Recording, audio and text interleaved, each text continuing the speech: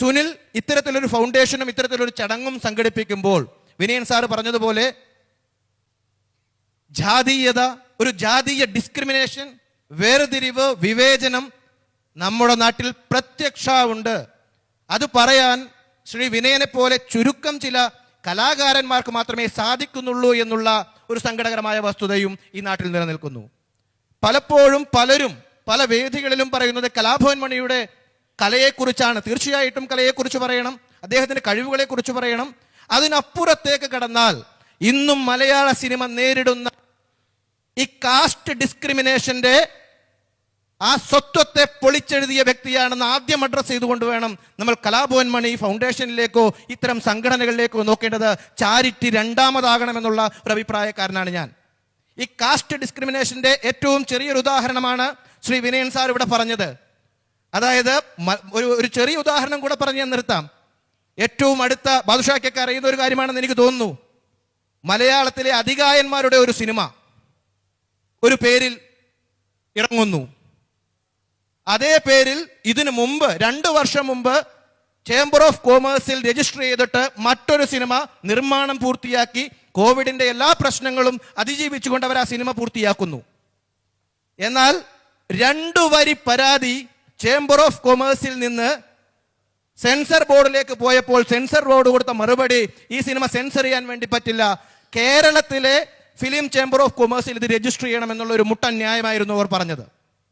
അങ്ങനെ ഈ സിനിമയുടെ സംവിധായകനും നിർമ്മാതാവുമെല്ലാം എന്നെ സമീപിക്കുന്നു.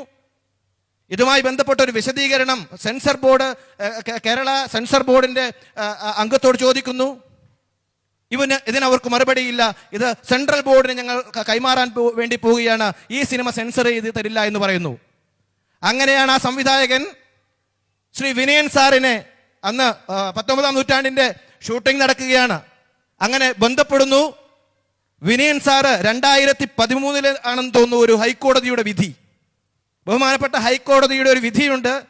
അതായത് അന്ന് വിനയൻ സാറിന് ഈ നാട്ടിലെ പ്രമാണികളായിട്ടുള്ള സിനിമാക്കാരുടെ വിലക്കുകൾ തുടരുന്ന ഒരു കാലഘട്ടത്തിലൂടെയാണ് ഒരു സിനിമ പൂർത്തിയാക്കുകയും അത് സെൻസർ ചെയ്യാൻ പോവുകയും ചെയ്തപ്പോൾ ഫിലിം ചേംബർ ഓഫ് കോമേഴ്സിന്റെ സർട്ടിഫിക്കറ്റ് എവിടെ എന്ന് സെൻസർ ബോർഡ് ചോദിച്ചത്. പക്ഷെ വിനയൻ വിട്ടുകൊടുത്തില്ല.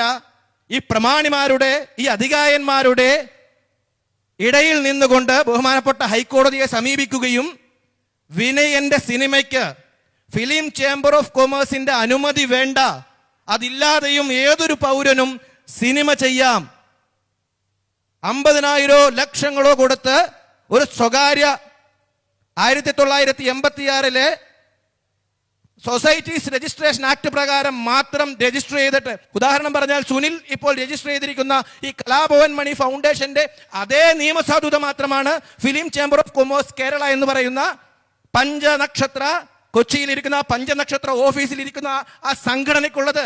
അവിടെ ഒരു രജിസ്ട്രേഷൻ നമുക്ക് വേണ്ട ഇത് സെൻസർ ചെയ്ത് കിട്ടാൻ വേണ്ടി. 1958 സിനിമോട്ടോഗ്രാഫ് പ്രകാരം കൃത്യമായി ഇവിടെ ഇരിക്കുന്ന ആർക്കും പണമുണ്ടെങ്കിൽ സിനിമ എടുക്കാം. ഒരു പ്രമാണിമാർക്കും ലക്ഷങ്ങൾ കൊടുത്ത് അവരുടെ സർട്ടിഫിക്കറ്റ് മേടിക്കേണ്ട. ഈ വിധി നമ്മളുടെ കൈകളിലേക്ക് വരുന്നു. ഈ വിധി പഠിക്കുന്നു. ഫിലിം ചേംബറിന് ഒരു കത്തെഴുതുന്നു. നിമിഷ നേരങ്ങൾ കൊണ്ട് ഫിലിം ചേംബർ, അതായത് ലോഡ് ചെയ്ത് ആ സിനിമ സെൻസർ ചെയ്യാൻ വേണ്ടി ഇരുന്ന സമയത്താണ് ഈ ചേംബർ ഓഫ് കോമേഴ്സിൽ നിന്ന് ഈ വിളി പോകുന്നത്, ഈ ലെറ്റർ പോകുന്നത്, ഈ സിനിമ എടുത്തു മാറ്റുന്നത്.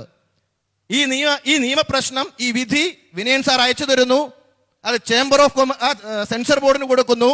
പിറ്റേ ദിവസം രാവിലെ 10:30 ഇത് ലോഡ് ചെയ്ത് സെൻസർ ചെയ്യുന്നു. അന്ന് ലക്ഷങ്ങൾ വാഗ്ദാനം ചെയ്തുകൊണ്ട് മലയാളത്തിലെ ലേഡി സൂപ്പർ സ്റ്റാർ ഉൾപ്പെടെ, വലിയ സൂപ്പർ സ്റ്റാറുകൾ ഉൾപ്പെടെ, വലിയ സംവിധായകർ ഉൾപ്പെടെ പലരും സമീപിച്ചിട്ടും അതിൽ ഏറ്റവും വലിയ പിന്തുണ നൽകി ആ സിനിമയ്ക്ക് അത് സെൻസർ ചെയ്ത് കിട്ടാൻ വേണ്ടി ശ്രമിച്ച, ഇതൊന്നും ആരോടും പറയാതെ, ഇത്തരം വിപ്ലവങ്ങളും ഇത്തരം നിലപാടുകളൊന്നും ആരോടും പറയാതെ ശ്രമിച്ച ഒരാൾക്കാണ് ഇത്തവണത്തെ ഈ അവാർഡ് നൽകിയത് എന്നുള്ളത് വലിയ സന്തോഷം നൽകുന്ന ഒരു കാര്യമാണ്. മറ്റൊരു പ്രധാനപ്പെട്ട കാര്യം, മണിയിൽ